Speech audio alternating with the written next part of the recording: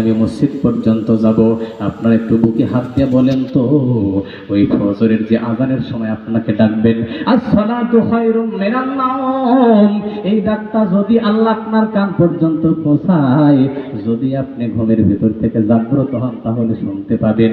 আর যদি ঘুমের ভিতরে আল্লাহ আপনার উঠায় নেন, তাহলে কি আপনি আল্লাহর মসজিদে যাইতে পারবেন?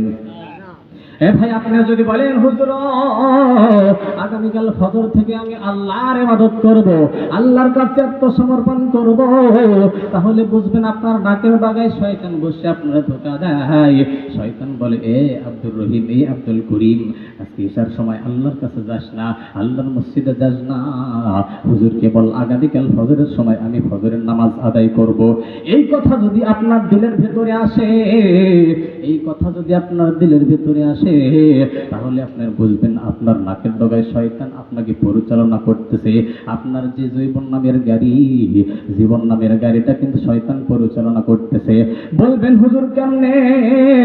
এ বন্ধু, আপনাকে কে গ্যারান্টি দিল আগামীকাল ফজরের সময় আপনি মসজিদ পর্যন্ত যাইতে পারবেন? এই গ্যারান্টি আপনার আছে? আমার আছে।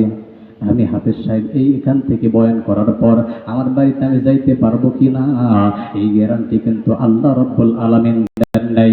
দুনিয়ার জমিনে আল্লাহ রাব্বুল আলামিন মৃত্যুটাকে গোপনে রেখেছেন, কোন জায়গার ভিতরে কখন কোন সময় আপনি মৃত্যুবরণ করবেন এই গ্যারান্টি কিন্তু আল্লাহ রাব্বুল আলামিন দেন নাই। এই জন্য সর্বপ্রথম আমরা আল্লাহর কাছে তওবা করব। আজকের এই মাহফিল থেকে আল্লাহরে বলবো, মালিক আজকের পর থেকে ঈশার সময় থেকে নামাজ আমি শুরু করব, 5 ওয়াক্ত সালাত আদায় করব, আগামীকাল ফজরের সময় চিন্তা করব না। এ ভাই, আপনি যদি ফজরে চিন্তা করেন, আপনার বিবির সাথে আপনি কি করেছেন? ঘুমাইয়ে গেছেন। আপনার বিবি আর আপনি ঘুমাইয়ে গেছেন, হইতে পারে আপনি ঘুম থেকে জাগ্রত হয়েছেন, আপনার বিবিও না উঠতে পারে। কথা বলেন ঠিক কি না?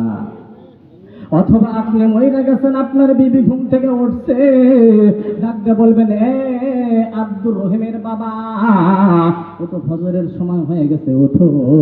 কিন্তু আপনার হায়াত মাত্র এই পর্যন্তই। এই জন্য আল্লাহ রাসূল বলেন, ইবাদতের জন্য আগামীকালের জন্য কোনো গ্যারান্টি নাই। যখন যে ইবাদত হবে তখন সেই ইবাদত করার দরকার আছে না নাই?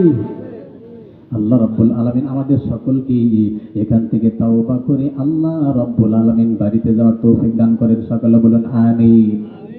আজকের এই জায়গাটা হলো তাওবার জায়গা। কিসের জায়গা? এইটা হলো তাওবার জায়গা। এখানে যদি আমি তাওবা করি, কবুল করবেন কে? আল্লাহ রাব্বুল আলামিন আমাকে আপনাকে সুযোগ দিয়েছেন।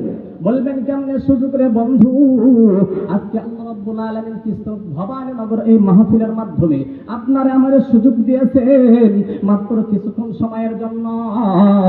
আমি আজকে যদি আল্লাহর কাছে তওবা করি, আজকে সুযোগ দিয়েছেন আল্লাহ, অথবা আগামীকাল আমরা হয়তো বা সুযোগ আর পাবো না। এখান থেকে আমরা তওবা করে রব্বে কারীমের কাছে আত্মসমর্পণ করব ইনশাআল্লাহ। তওবা করব ইনশাআল্লাহ। 5 ওয়াক্ত নামাজ পড়ব ইনশাআল্লাহ।